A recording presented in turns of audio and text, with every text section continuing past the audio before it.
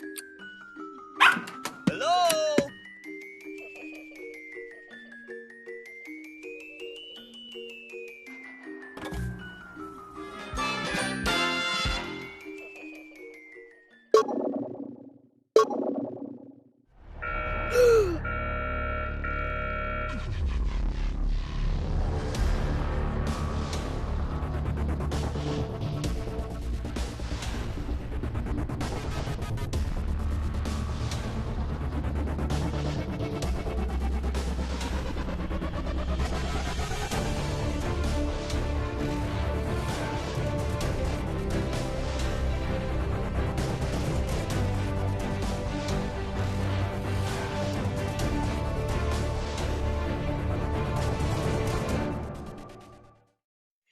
Hi everyone, I'm Dr. Priyia and I'm going to be sharing a little bit about what we currently understand about the clinical progression of COVID-19. But before we get to any specifics of COVID-19 and the virus that causes it, namely the coronavirus SARS-CoV-2, I just want to start off with a big broad picture of some of the general principles which govern how a virus actually causes infection. The main thing that's really key to understand about a virus is that it cannot replicate outside of a living cell.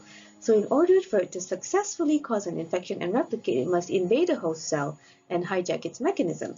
So in order to do that, the first step in a viral infection is for sufficient viral particles to enter a host. So that requires a pathway of entry and of sufficient viral load entering the host. In this case, we're talking about humans.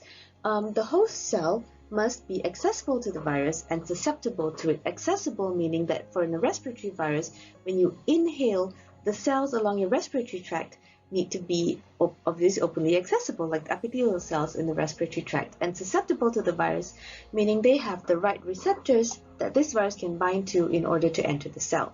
And this feature of the cell is then called tropism for the virus. On top of that, the cells must be permissive to infection, meaning they have the mechanism and the molecules necessary to allow viral replication to occur. And on top of that, the viruses should be able to overcome the body's innate and adaptive immune system, and different viruses all have different mechanisms by which they do that. That would be infection, but then for transmission to occur, the virus must not only replicate, but then be transmitted by this host to another host, and that would require a portal of exit, which is usually the same as the portal of entry.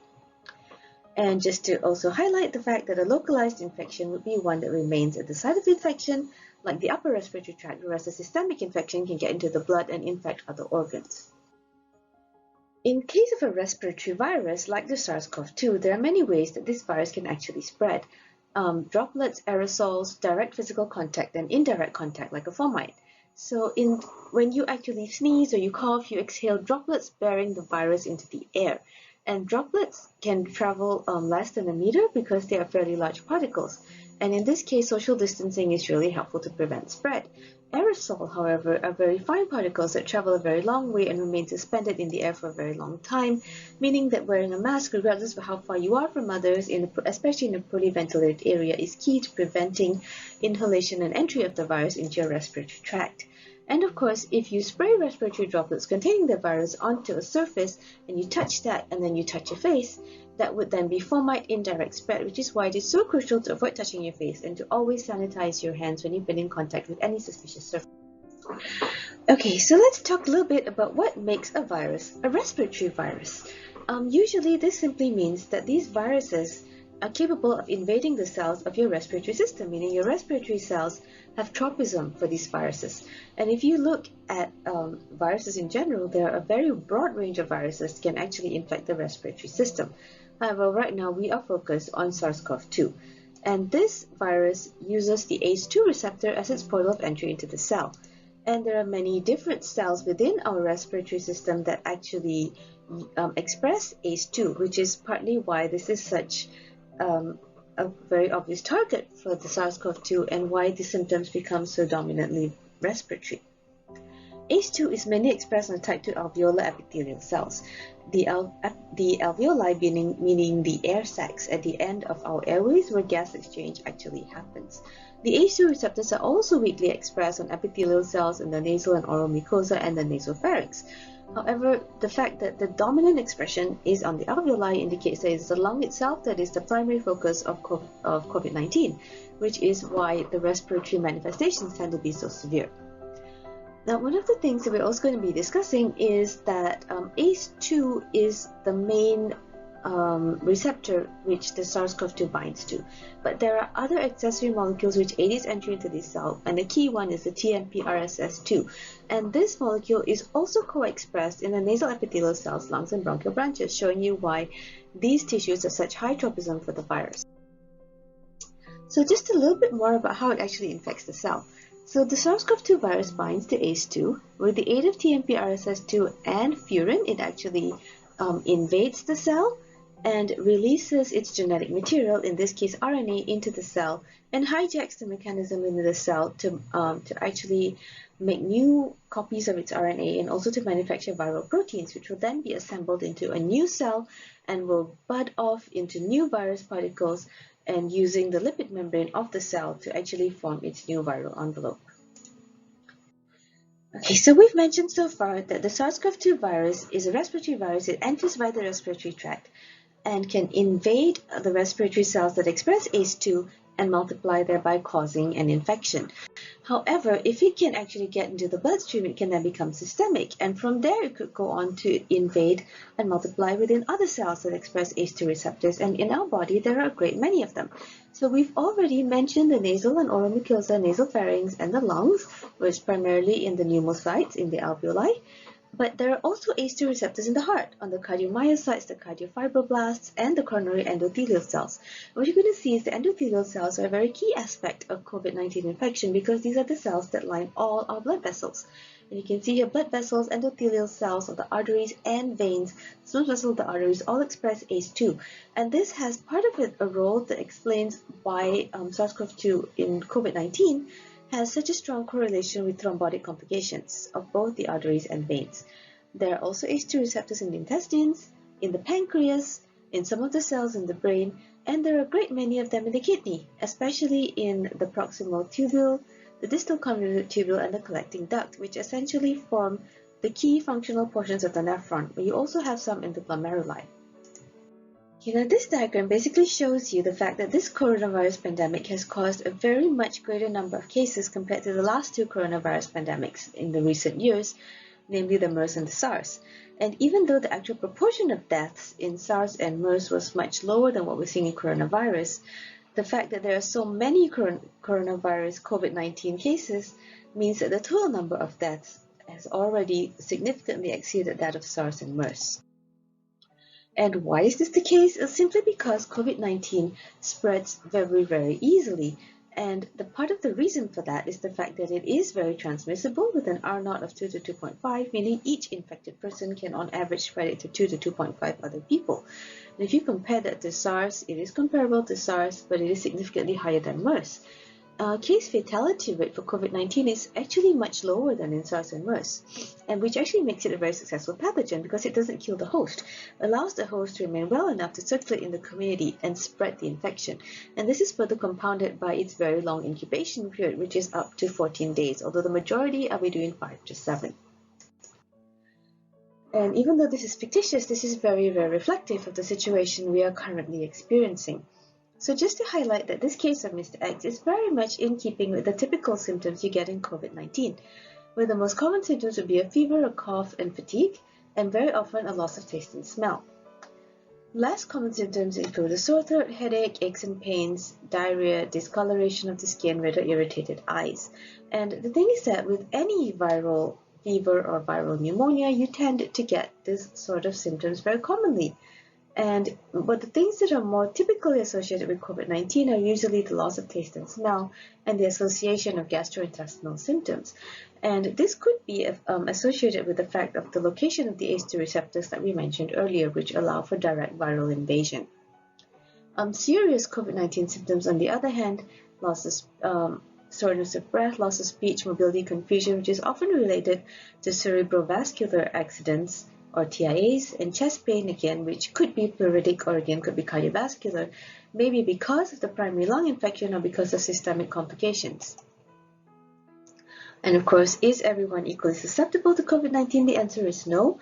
We don't fully understand why some people are more susceptible than others, but it looks like hypertension, diabetes, cardiovascular, and kidney diseases make you 2 to 3 times more likely to get the infection than others.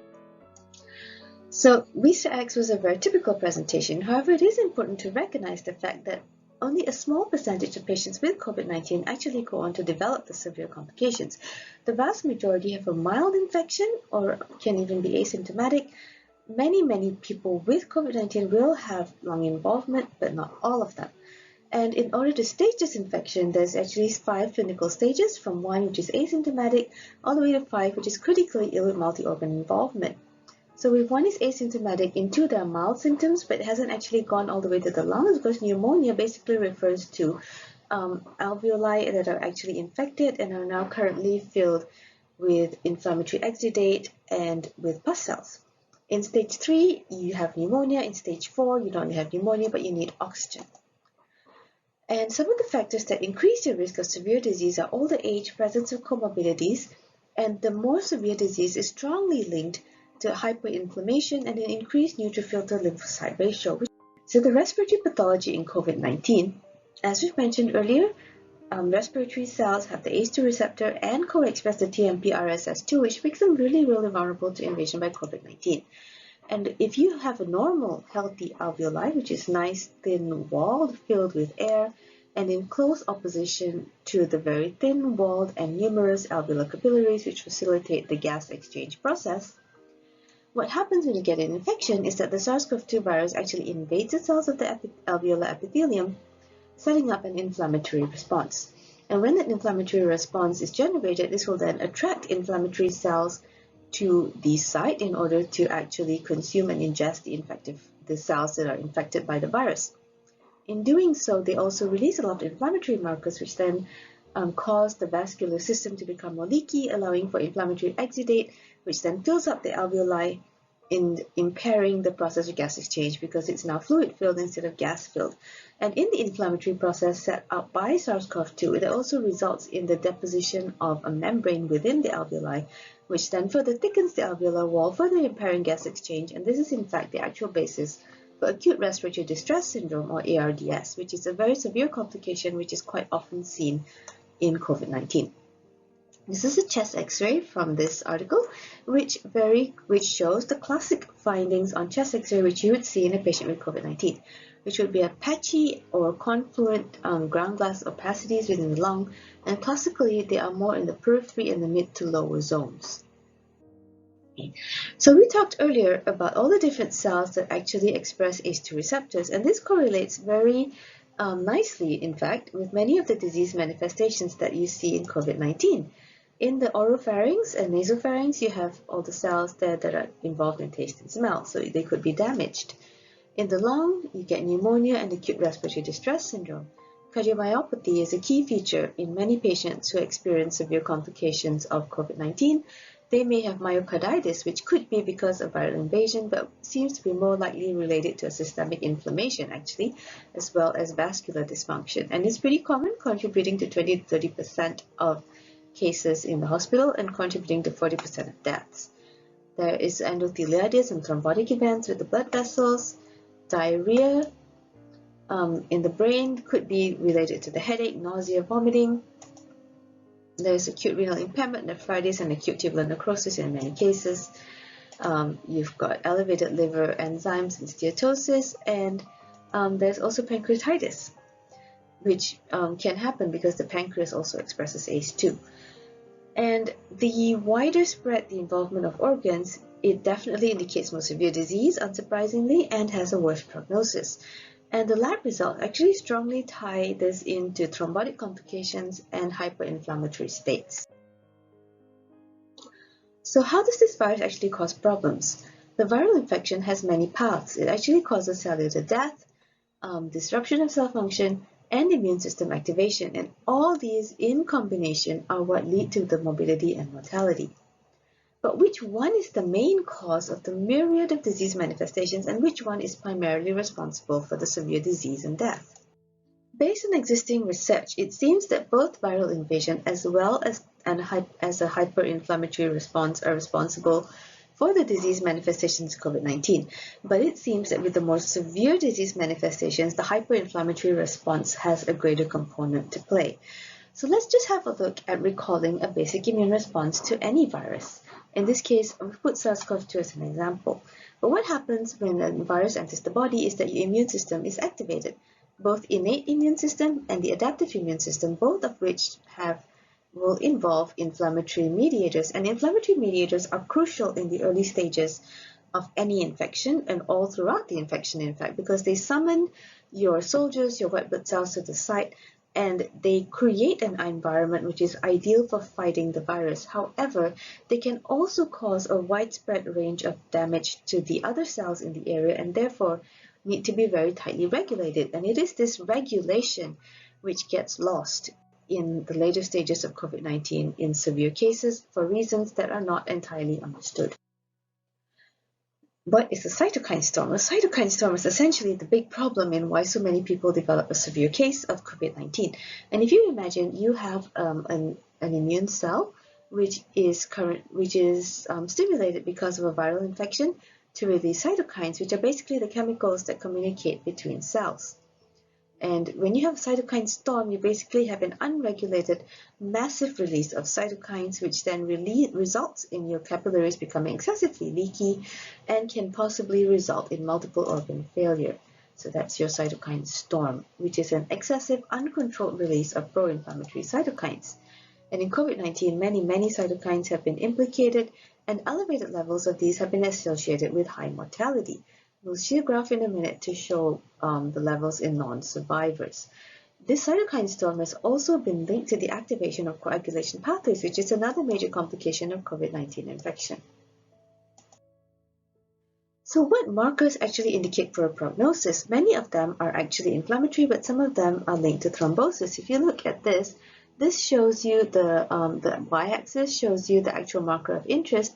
The x-axis is looking at days from illness onset, and the blue lines are survivors and the red are non-survivors. The only one where you see a low number in the non-survivors is actually lymphocyte count. So lymphopenia is a poor prognostic indicator, and you can see the lymphocytes really start to dip around day 10. That's when the difference seems to show. In most of the other changes as well, in interleukin-6, in ferritin, and lactate dehydrogenase, you see it starts to climb around day 7 to day 10. In D-dimer for the thrombotic complications, again, it peaks around day 10. And in cardiac troponins, a little bit later, it seems to peak around day 13, looking like this seems to be a sequelae of a hyperinflammatory response. The thrombotic complications are a huge deal in COVID-19, and you've seen the D-dimer clearly rises in non-survivors, meaning that this seems to be a very significant contributor to death. In any virus, it has the potential to actually trigger a dysfunctional clotting response.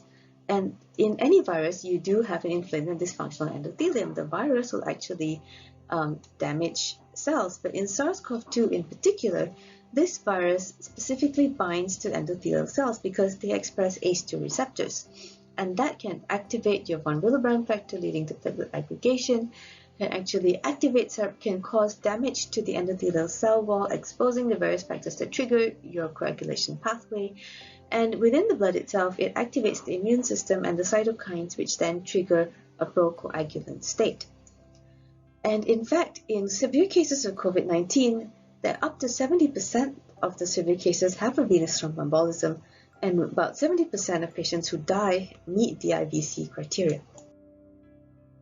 With a more specific focus on SARS-CoV-2 as well, there are other features that make it very deadly, and especially one of them is the fact that it uses the ACE2 receptor. Under normal circumstances, when angiotensin 2 binds to ACE2, the ACE2 actually breaks it down into other components called angiotensin 1 to 7, which actually have vasodilatory effects, and also effects which actually modulate the effect on the renin-angiotensin system and on the coagulation pathway. The thing about the ACE2 receptor is it's actually a modulator of the renin-angiotensin-aldosterone system, and by virtue of the fact that it could be downregulated in a SARS-CoV-2 infection or blocked in a SARS-CoV-2 infection, this then markedly affects the control of the renin-angiotensin-aldosterone system and the coagulation pathway, sending it out of balance and making the patients much more prone to coagulatory dysfunctions. So we know coagulation complications happen in COVID-19 because of all the factors we've just mentioned, including hypoxemia, which results in vasoconstriction in the pulmonary pulmonary vessels. D-dimer is your best predictive marker of this, and it affects both the arteries and the veins, with DVT, with pulmonary embolism being a classic complication, but also many patients having symptoms like stroke, acute coronary syndrome, and even limb ischemia because of thrombosis within the arteries supplying the limbs. And of course, that raises the question of whether all COVID-19 positive cases should receive prophylactic anticoagulants. However, the thing is that anticoagulants on their own have a very broad risk profile, and you wouldn't want to be giving them to any patient who has a low risk of thrombotic disorders. So this is usually given to patients in the most severe stages of diseases, typically from stage 4 onward, although it could be given to a stage 3 patient, a high risk factor. Now, if you look histologically, in order to answer the first question we posed about what's actually causing the problem in these patients, whether it's actually viral invasion or whether it's actually a hyperinflammatory response, and we said it's probably both, there is indeed evidence that the virus invades into endothelial cells. You can see them having invaded endothelial cells in a wide variety of different organs in the body.